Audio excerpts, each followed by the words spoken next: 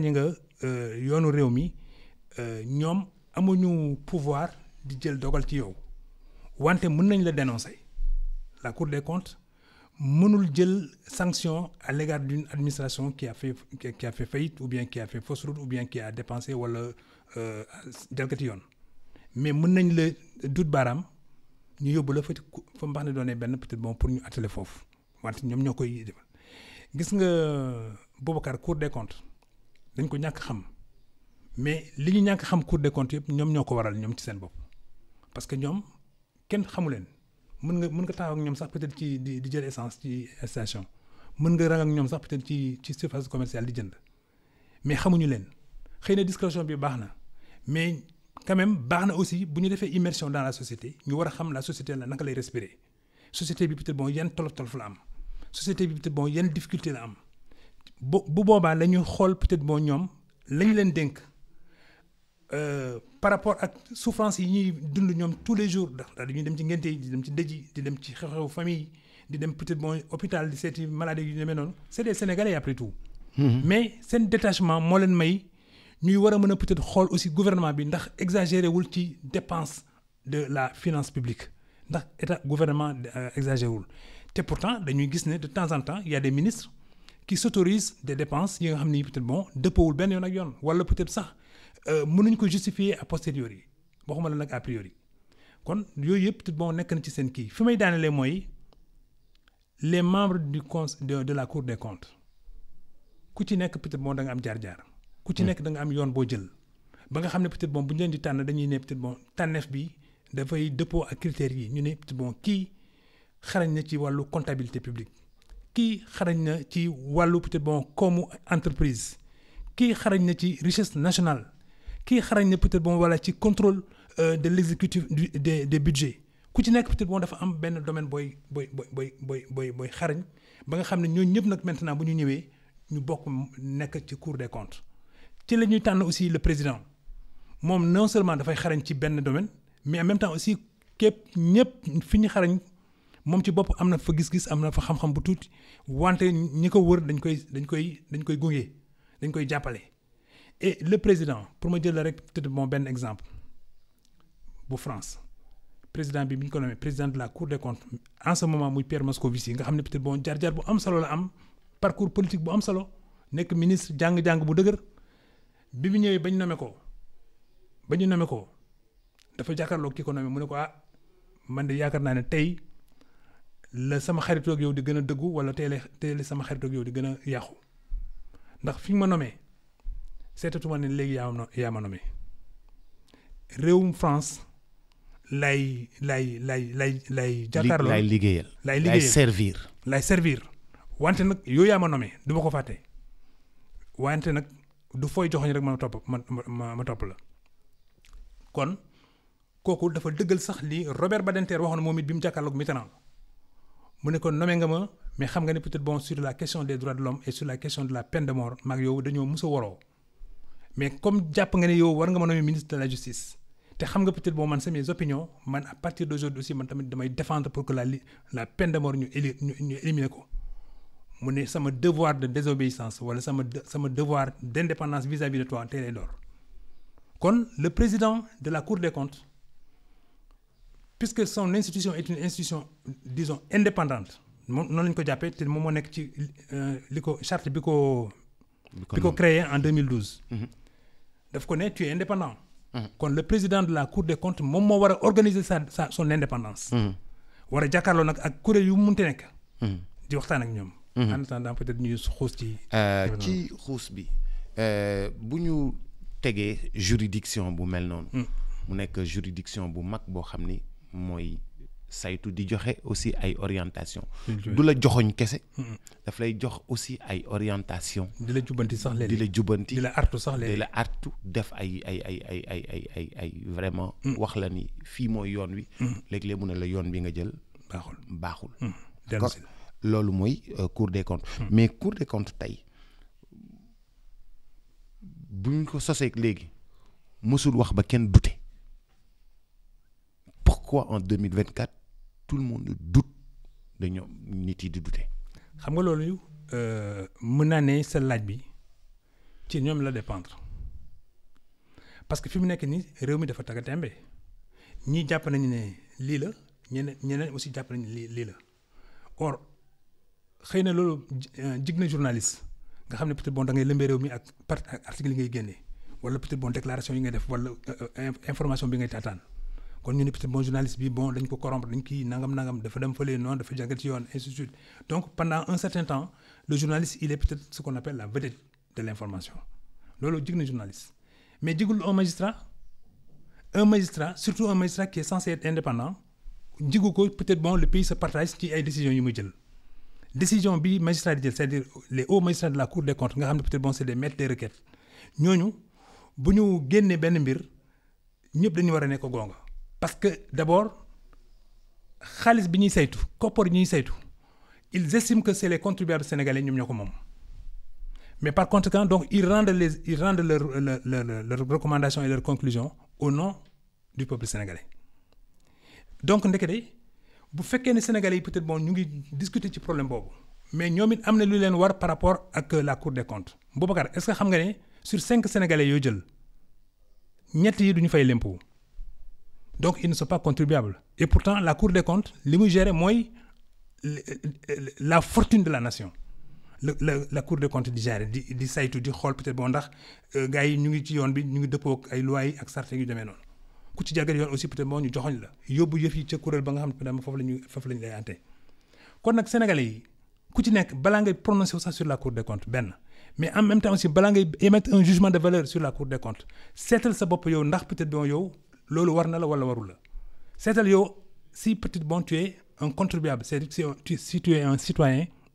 plein entier parce que bu boobaa ci ngay am peut-être bon légitimité pour contredire les cours des comptes def wala wax wala ci ngay am sax kaddu pour ne peut-être bon man sama koppar ni ñu ko defee neexuma bu boobaa nag peut-être bon nga yëkkati sa baat mais puisque c'est 3 Sénégalais sur 5 qui ne paient pas l'impôt dans ce pays-là nga war a xam ne bon donc ñi fay impôt néew nañu loolu moo indi nag peut-être au niveau de la haute administration surtout la haute administration financière léeg-léeg ñoom it ñu tëju seen biir di jël ay décisions wala léeg-léeg ñu xool naka la ñuy saytoo yenn problèmes yi wala président bi pousse leen benn problème ne leen utal leen ma solution ñoom it puisque président bi rek moo leen ne utal leen ma solution ñoom ñu dem uti solution bu ñu ñëwee camoufler ko te loolu yëpp nag li tax ñu koy def c'est parce que sentiruñu ne y a un contre-pouvoir bi jàkkaarloo ñoom or le contre-pouvoir doit venir du peuple non pas en termes de protestation takk ay brassard rouge wala nangam di dem ci dëkk bi non mais dañuy xam ne rek peut-être bon kopparu réew mi balaa nga koy lekk wala balaa nga koy dépenser ci li nga xam ne pan warul da nga ko war a seetaat sooy tàggu sa kër da nga xool say doom ñu ngi tëdd nelaw nga xam ne peut-être bon yaa ngi dem di jëli ay décisions yu am solo par rapport à ça nag booy jël décisions yi da ngay sóoraale aussi say doom nga sóoraale say waajur nga sóoraale say ñoñ ak say nawle donc c'est au nom de tout cela que ngay teg ay principes yuy tax peut-être bon ëllëg ak ci biir bu ñu la nee justifier nga mën a justifier bu ñu la nee peut-être bon ndax jaar nga ci yoon nga wane ne jaar nga ci yoon mais bu fekkee nag peut-être bon le happy few là bi gérer peut-être bon la finance publique n'est contrôlé ni a posteriori ni a priori mooy indi li ñuy wax ni et la pression ne peut pas venir de l'opinion parce que dans l'opinion il y a des gens qui ne sont pas de bons contribuables qui ne sont pas de bons Sénégalais. Mamadou Ndiaye. ci wàllu économie doute bii nii ban impact la mun a am ci suñu dund doute bii nga xam ni wóolootuñu institution yi nit yi dañuy bu institution waxee Sénégalais yëpp di douter seen crédibilité daanu ci pax ban impact lay mën a am économiquement ci suñu dund. Boubacar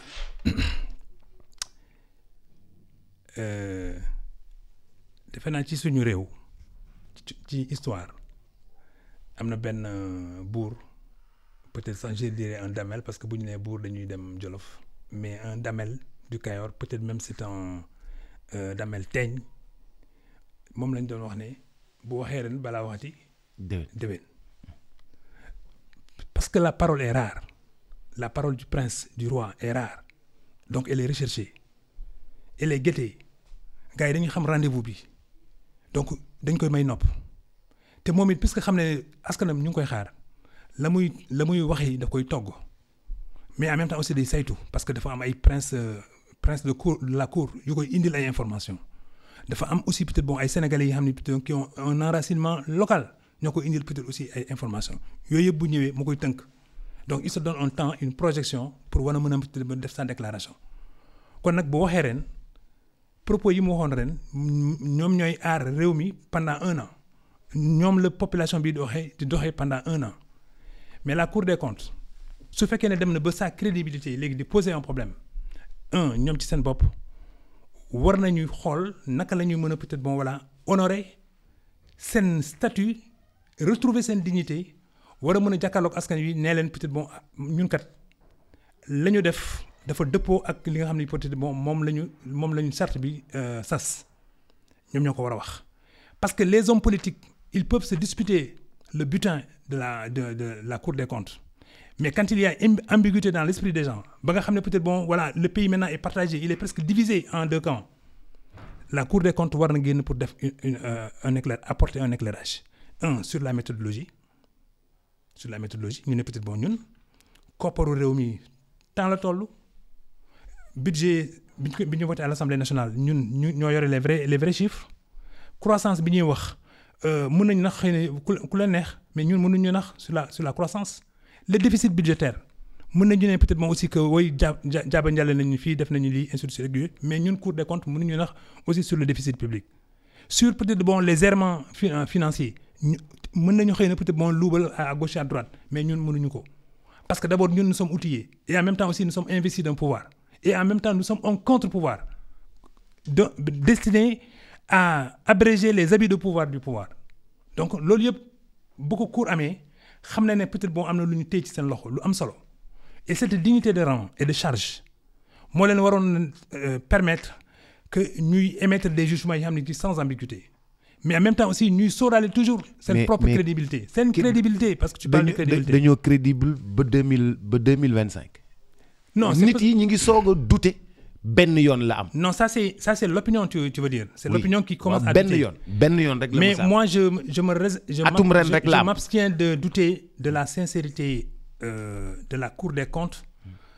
pour une raison très simple parce que je ne connais pas dans quelles conditions ils ont réalisé justement ce nouveau rapport loolu benn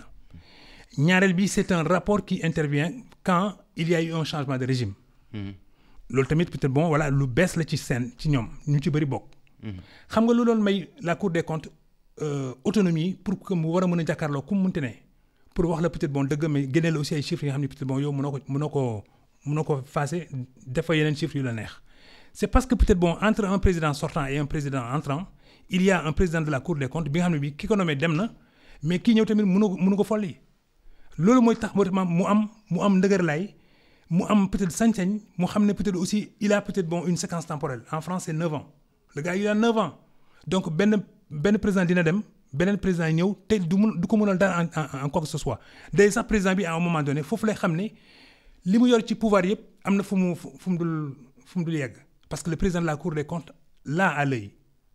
fin d'année moom mooy le maître de n'importe qui parce que moom mooy génne les vrais comptes de la nation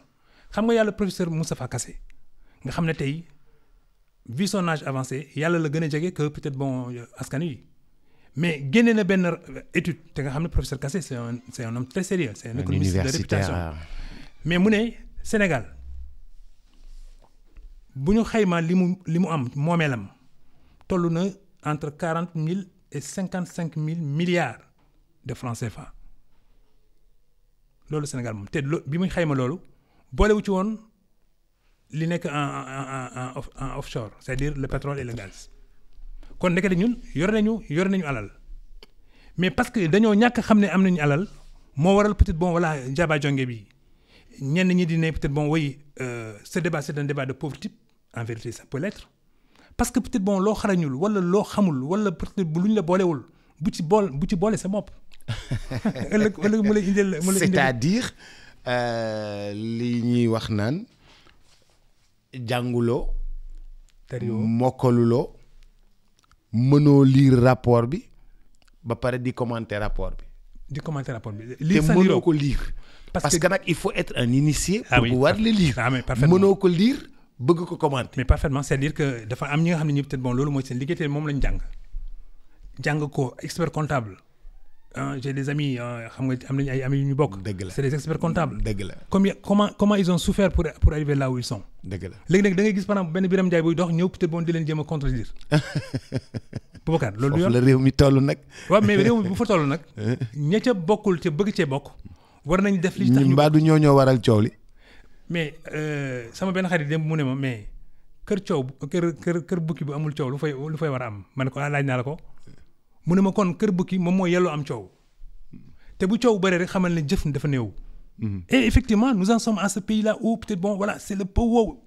c'est-à-dire que ñun nit ñi suba ngoon ñu ngi wax guddi sax ñu wax. ba ay 2 heures du matin 3 heures du matin boo mayee nopp mbedd mi. di nga gis nit ñi di ci coow. te li ñuy coow yëpp peut-être bon c'est comme si peut-être c'est un match de navétane ou bien un match de voilà Jaraaf Linguère wala xaw ma lan ah nekkatul peut-être bon ci gàm boobu ñu ngi nekk peut-être bon sur des sujets extrêmement sérieux pour 2 raisons la première c'est que peut-être bon bitim réew ak ñu may nopp di teg bët et quand les choses ne sont plus crédibles dans notre pays dañuy ne peut-être bon ñii lu leen dal. ci bitim réew boobu nga dugg. oui anomalie yi nga xam ni moom la Cour des comptes di wax. ban impact la mën a am ci suñu diggante ak bitim réew ak institution internationale yi. mais benn bu dee institution yi nga xalaat te ma xalaat ko muy ay fonds monétaire wala ay banque mondiale ñooñu sax ci seen bopp am na ñu leen weddi te xaw naa boole sama bopp sax ci camp boobu ñu leen commencé di weddi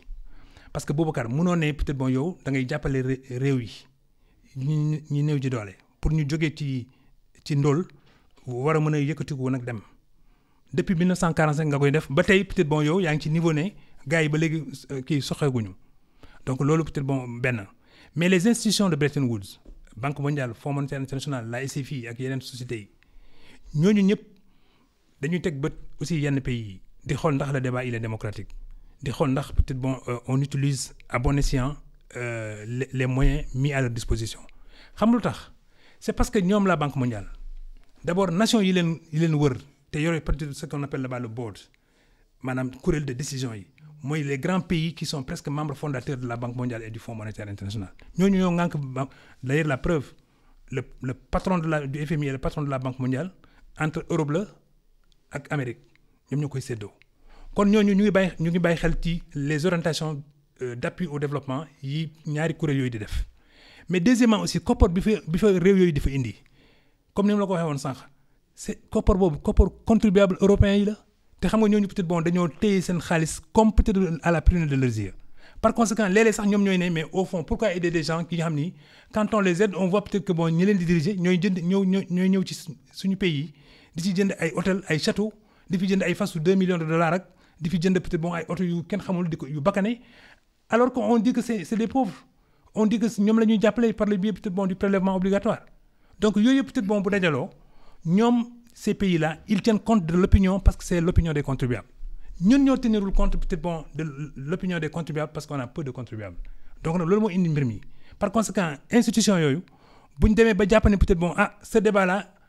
il se pose avec beaucoup de sérieux au Sénégal kon nañu xool peut-être bon ndax cette institution-là bi génnee daawaati jéeg ak at yi ko weesu chaque année mu génne benn rapport te coow mosu ci jib ren mu génne rapport rek mu jur lii kon peut-être ñoom tamit dinañu ne am nañu ay kattan am nañu ay leviers yi ñu war a mën a appuyer pour demander au Sénégal maintenant les vrais chiffres de la nation sénégalaise donc bu boobaa su fekkee ne peut-être bon ñun dañoo bëgg peut-être toujours de coopérer ak ñoom la ñu laaj ñu jox leen ko bu fekkee ne nag dañoo bëgg a rompre et je crois que effectivement dañoo bëgg a rompre au moins le type de rapport qu'on entretient avec ces institutions-là moom moo indi peut-être bon ce que Diomaye et Sonko disent parlent de souveraineté et de souverainisme kon loolu aussi peut-être bon boo koy bàkkoo war nga am wéeruwaay war nga am aussi peut-être bon une mobilisation interne de l'épargne mobilisation interne des ressources mobilisation interne des ressources humaines mais nga mobiliser aussi peut-être bon voilà des politiques qui entraînent les Sénégalais parce qu'ils sont convaincus justement du projet. Ndiaye institution internationale yooyu di ñu dimbali bu fekkee ni ñun dañuy wax ni ñun par exemple ay faussaires lañu lii nga xam ni moom la ñu génnee y a du faux même bu dul faux bi y a eu de la gabegie précédemment dans le rapport gabegie bu mag ci gouvernement précédent bi ba pare gabegie plus faux usage de faux écriture en faux ñun ak ñoom naka la ñu mën a liggéeyee bu fekkee ne ñun faux la ñuy joxe ak gabegie la ñuy def. mais c'est que ñu ngi ci suuf laal lañu suuf quoi ça veut dire que comme disait le président Lamine Diack on a touché le fond quand on touche le fond parce que li gënoon a am solo ci yow maanaam muy sa crédibilité nga ñàkk ko mais mënoo doxantu fenn ba fay daagu sa crédibilité mooy tax ngay daagu fu ne sa compétence moo lay permettre peut-être bon bu di waxee te la mu def la mu wax mënul dugg sa nopp nga indi li koy weddi mais nga weddi ko ci teggin c'est très important dans les institutions internationales surtout peut-être bon au Fonds monétaire international et à la Banque mondiale il y a eu à un moment donné benn couloir bu Sénégalais yi doon exploité c'est-à-dire ils sont au ministère de l'économie et des finances liggéey ak Fonds monétaire international ak Banque mondiale liggéey xarañ ba ñooñu ko reconnaître seen valeur après la finalité c'est quoi on ouvre un boulevard ñoom ñëpp ñu dem Washington ils deviennent des fonctionnaires internationaux ci biir fonds ak ci biir Banque mondiale man ma taxawoon seetlu ne dans le fond la plupart des interlocuteurs des fonds dans les pays africains ñoom ñëpp seen horizon de carrière mooy dem nekki au fonds et à la banque par conséquent bu leen banque bi peut-être bon defee ay injonction dañuy sëgg waaf bu leen critiquer dañuy sëgg waaf man yàlla may ma dem au fonds et à la banque ma waxtaan ak ñi fa ne ma gis ne su ma leen di laaj mais yan école ngeen génnee parce que dama foog ne xëy na dafa am beneen école bi nga xam ne kenn mënu fa dugg te ñoom ñoo fay nekk ñu ci bëri bon il me donne des institutions yi nga xam ne peut-être bon même bu ma fa tegul sama tànk xam naa peut-être bon école yooyu aussi naka la mais ma gis ne par exemple sama réew wala Côte d'Ivoire wala Ghana wala yeneen réew mais am na ay doomu réew yooyu yu jàngee ci école yooyu ma ne kon lu tax ñoom suñu nekkee au fond di def ay mesures yi nga xam ne peut-être bon kenn mënu ci dara la preuve Abdou Diouf bi ñu ko nee peut-être bon l'ajustement structurel dafa ne mënu mu ci woon dara loolu amul lu mu lay fàttali ci temps yi passé nga war a xam ne donc peut-être bon ñenn ñi c'est parce que peut-être bon dañu foog ne la seule solution ne peut venir que de ces institutions-là parce que ñoom ñoo rek coopéré or xamuñu ne ñooñu en fait c'est les Américains moyens sax lañ fay yóbbu mais un Américain qui a de l'ambition pour son pays xamuñu sax fu Fonds monétaire nekk ci biir banque ci biir Washington kon loolu moo lay wan ne à un moment donné ñun ñoo war a changer suñu ay rapport gën a dëgëral suñu cëslaay ba nga xam ne peut-être bon quand on est face à eux on est dans une institution où peut-être état bu nekk dafa am li ñuy wax quotité c'est-à-dire que mu néew mu bëri mais au moins quand même bokk nga ci boolewuñu la ci nii rek parce que dañu la yërëm mais da nga ci bokk parce que peut-être aussi am na loo fa teg kon ngir li nga fa teg booy waxtaan ak ñoom soo indee compétence ñu déglu la. soo indiwul nag soo indee lu safaanoo compétence nag peut-être bon yow beneen assemblée générale bi doo fa nekk. kon nag ndekete suñuy dem dañu war a peut-être bon voilà tàggat suñu ay doom tàggat suñu ay ñoñ ba nga xam ne peut-être bon bu ñu demee ñu war a mën a défendre l'Afrique et non seulement et non plus un seul pays man ci sama rêverie solitaire Boubacar. mais j'aimerais bien peut-être voir que un Ghanéen ajouté à un Sénégalais plus un Ivoirien un Nigérian ñi nga xam ne peut-être ku nekk da nga xarañ ci benn mbir ñu def une délégation au nom de l'Afrique. ñuy défendre la cause de l'Afrique face maintenant à l'Occident qui s'unit et face aussi à l'Amérique qui est encore très forte ou bien face aussi à la Chine nga xam ne peut-être bon aussi moom it mu ngi weddi États-Unis par conséquent su ñuy def par exemple des équipes pluridisciplinaires mais avec beaucoup de nationalités mais fekk ñoom ñëpp lu leen boole mooy le dénominateur commun que c'est des Africains quand ils sont face à des autres qui sont européens qui sont asiatiques ou bien qui sont peut-être bon américains ñu xam ne peut-être bon ñoom it seen ligne de défense dañ koy défendre bu wér. ñu xam ne peut-être bon voilà c'est à égalité de compétences. Les choix sont peut-être bon dans les plus pertinents. bu ñu génnee foofu dellu si waat ci actualité. Secrétaire général du gouvernement bu Sénégal monsieur Lo nekkoon directeur u BCEAO bu Sénégal nekk léegi secrétaire général bu gouvernement bu Sénégal mi ngi xamle ni fi ñu jëm dafa nar a metti mi ngi xamle ni fii réew mi jëm dafa nar a metti te il faut que sénégalais yi def ay sacrifices ci salaire yi ak ci njëgu dund boo xam ni dafa nar a yokku ci fan yi ñu jëm dund bi dafa nar a yokku électricité bi naka noonu li nga xam ne moom moo di dund gi naka noonu essence beeg yooyu waxaguñ ko dafa mel ni y a quelque chose qui plane benn épée de Damoclès buy planer ci kaw boppu sénégalais yi léegi ñu kutt seen bopp du yàgg dara. Boubacar li nga génne nii am na solo trop mais may ma rappeler benn mbir Djibo Ka. Djibo Leyti Ka yàlla na ko yàlla yërëm. repose en paix. Il était ministre de l'information dans les tout premiers gouvernements de Diouf et Djibo était dafa amoon verve c'est-à-dire bu tey parole bi di wax mais même bu fekkee ne noonam nga à un moment donné da ngay nangu ne kii mën na li muy wax mën na li muy def te day défendre même enfin dama yàlla bal day défendre moom l'indéfendable. Yàlla baaxee ma benn bis ñu nommé ko ministre des affaires étrangères ma ne il faut ma dem seeti ko ma jaar ci sama benn xarit buy mbokkam mu utal ma rendez-vous ak Djibo Ka ma toog ak moom ma ne ko mais monsieur le ministre affaires étrangères bi ñu lay indi xam nga luy sansam mbaa waxewu ma ko pour peut-être bon di la jéem a kokkali de mais dama la bëgg rek laaj lu xew mu ne ma woy je sais où vous voulez en venir xam nga Djibo Ka day mën na sax nettali sa gént bu la xoolee jaxaraan rek xam na peut-être boo ubbee sa gémmiñ foo jëm donc bi ma waxee loolu rek mu ne ma au ministère de l'information et de la communication je gérais la parole mais aux affaires étrangères j'apprends à me taire.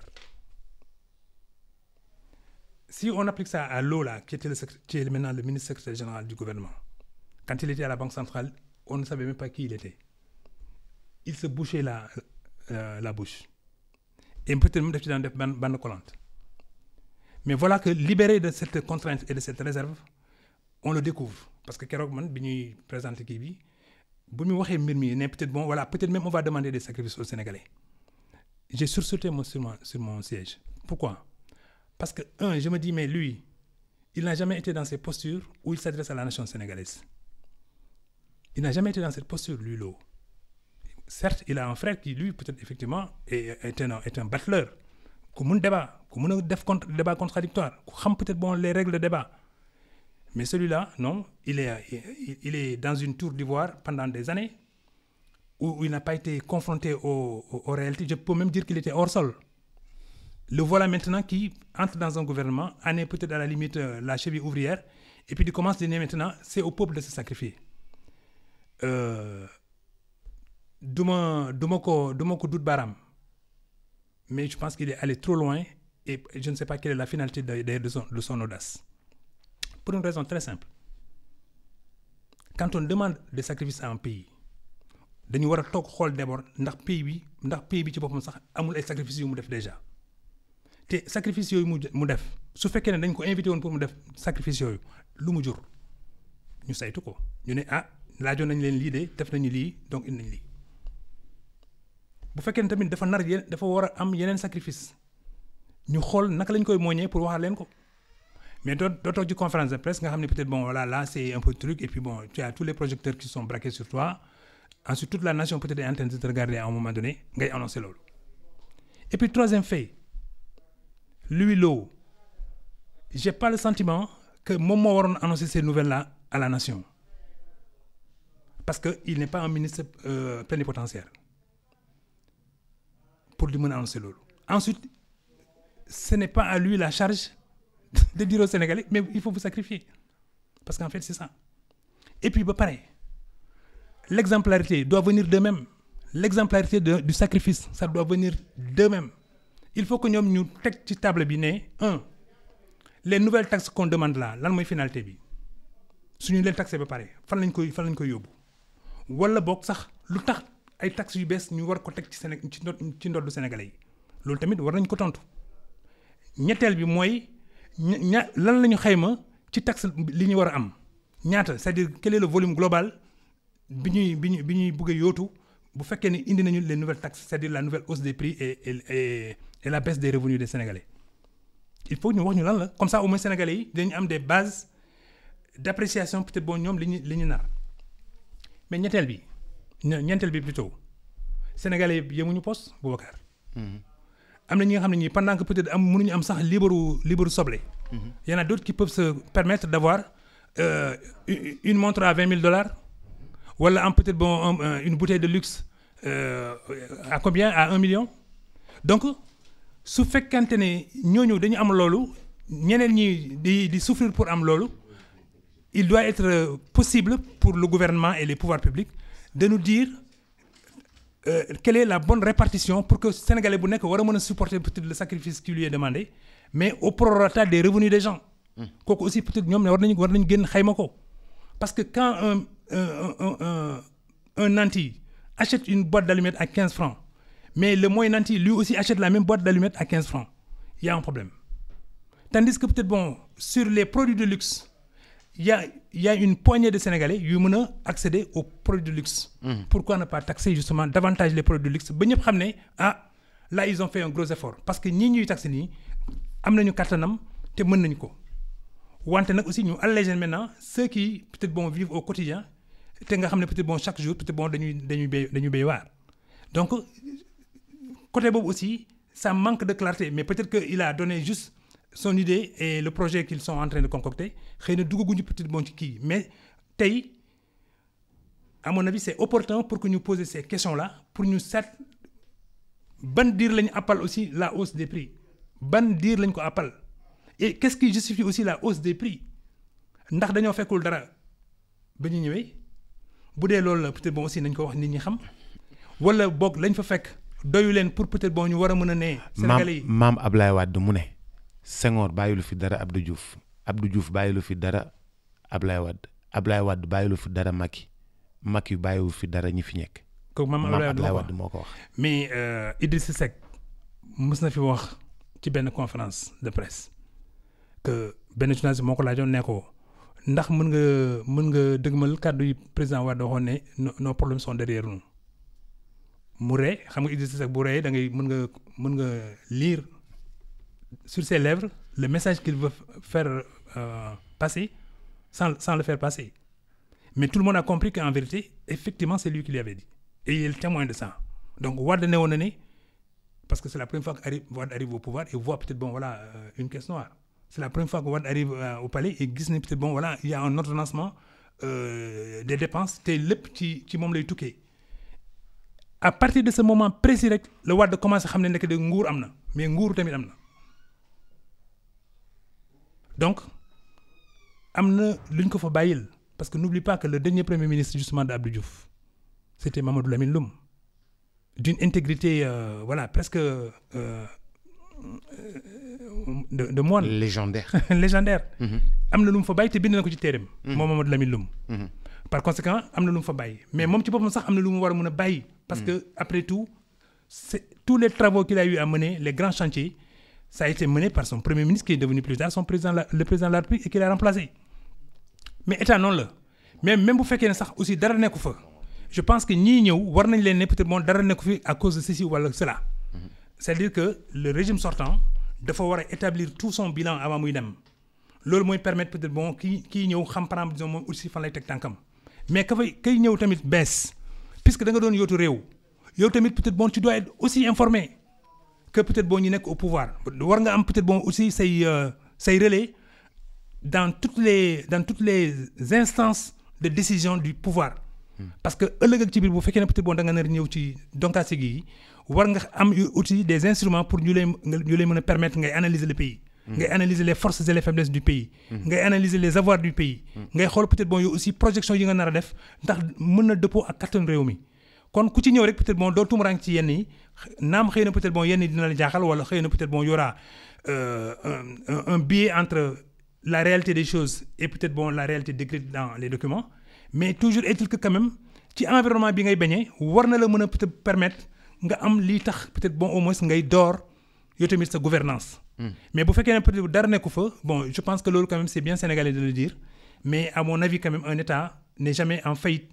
ne peut pas être en faillite mais on peut organiser les choses de façon à ce que peut-être nguur buy jeex ak nguur buy ñëw ñu war a mën a am peut-être une période où ils se parlent pour jotante leng yi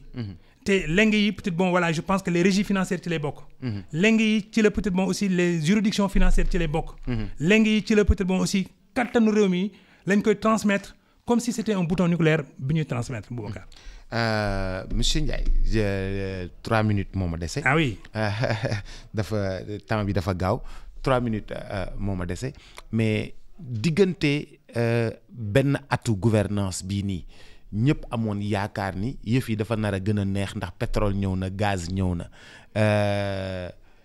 Macky Sall bi ñu doon traité ne ko vraiment Macky moom moo yàq suñu réew dem na loolu la nit yi jàppoon d'accord dañoo yaakaaroon ni affaire bi dafay ñëw vraiment bien et neex et puis les choses naataange war a mën a ñëw d'ailleurs ñi dugg si loolu la ñu annoncé woon mais li ñuy annoncé nii neexut de. waaw neexul mais ñoom ci seen bopp xam nañ ko te ñooñu ko gën a xam sax. waaw ñooñu gën a xam ne ñooñu gën a xam ne entre ce qu'ils savaient. mais kenn waxuñu woon lii dañu wax bu Macky demee pétrole bi ñëw gaz bi ñëw réew mi day naat. ce que je sais c'est que quand même pétrole bi dugg na ci réew mi. commencé nañ ko sax dugal peut-être bon au niveau de la SAR et ñu ngi koy raffiner. mais gis nga ñoom ci seen bopp sax mënoon nañu ko bàkkoo. mënoon nañu bàkkoo ne peut-être bon pétrole bi ñëw na xam nga loolu aussi bokk na ci leng yi ñu jàllale. parce que le pétrole. bi ñu koy découvrir. ci régime précédent yi la. bi ñuy négocier contrat yi ci régime précédent yi la waxuma benn régime de mais ñaar ba ñett parce que de la détection à l'exploration bay dem ay profondeur marine ak yooyu yàgg na. donc loolu yëpp peut-être bon am na ñu jiitu ñu def jéego yooyu. bu yàlla baaxee nag peut-être bon ñi ñëw léegi ñoom la yàlla may ñu fekkee toq bii di génn. toq bii di génn. kon peut-être bon ñoom war nañ ko sant yàlla mais en même temps aussi ñun tamit war nañ ko sant yàlla. parce que ñoom ñi ñëw léegi nag dem nañu ba pétrole bi non seulement dugg na ci ay mbanda wala ay les grands kii là. les grands fûts là. ba dem SAR ba ñu ngi leen di raffiner symboliquement sax waroon nañu ne les 100 premiers Sénégalais de chaque région bu ñu ñëwee ci pétrole bi nga xam ne par exemple bi ñu extraire fii la ñu koy kii xam nga loolu ça c'est de la com. mais en même temps aussi peut-être bon c'est le rattachement par proximité des citoyens à leurs ressources. comme ça ñu xam ne wax dëgg yàlla fañ ko jëlee sori na mais ñëw na ba fii egsi na ci ñun comme chaque Sénégalais war ci mën a bénéficier. waxuma loolu de réew mi am pétrole am gaz. ñu teg ma austérité laa mënul comprendre. waaw c'est-à-dire que xam nga loolu c'est eux qui doivent l'expliquer. mesure d'austérité alors que l'or noir est là. ñoom ñoo ko war a mën a expliquer que est-ce que la prospérité qui est attendue elle est différée. Si elle est différée peut-être bon pourquoi et comment. Et en même temps aussi maintenant comment nan la ñu war a réorganiser ñoom ci seen bopp. pour peut-être bon maintenant indi. doxalin bu bees. wane peut-être aussi dañuy jubal wala dañuy jubbanti. mais en tout état de cause. il y a une relative prospérité bu war a ñëwaat parce que simplement le pays peut renouer avec la croissance. surtout peut-être bon à la croissance au même titre que un pays comme le Nigeria. nga xam ne peut-être bon pétrole bi naam pendant des années le Nigeria a fait des errements. L'Angola pareil le Mozambique pareil mais ñooñu ñëpp peut-être bon vu leur parcours jubbanti nañu seen bopp ba nga xam ne peut-être bon tey la ñu am tuuti ci pétrole ñu ngi koy jaarale yoon kon nag Sénégal ci ñooñu la war a roy parce que ils ont du vécu par rapport à la gestion du pétrole mais ñu xool aussi du point de vue justement de l'environnement pétrole bi bu fekkee ne dañ fi indil naataange mbaa du loraange tamit peut-être bon aussi l'environnement pour peut-être ëllëg ci biir mu indi ñu ay lor yu gën a métti yooyu. maa ngi lay gërëm bu baax di la sant. jeex na déjà. waaw jeex na déjà di sax déjà waxtaan wi neex rek. waaye macha allah di la gërëm bu baax a baax di la sant monsieur Mamadou Ndiaye. mais le même plaisir Boubacar. merci beaucoup Cheikh Sarr dans Xorom Cici ce sera dans quelques instants et puis ci kanam tuuti Antoine Diouf ak équipe am ci bulletin d'information bi à tout à l'heure. Transfert d'argent bii di Kpay transfert d'argent par code paiement marchand par QR code wala code marchand achat de crédit paiement de facture Woyofal Rapido Senelec TNT Aquatech te it Kpay mën na rechargement à carte bancaire rechargement à partir d'autres calpés demande de paiement de facture de crédit ak yeneeni service moo leen doon may seen émission xew-xewu jamono.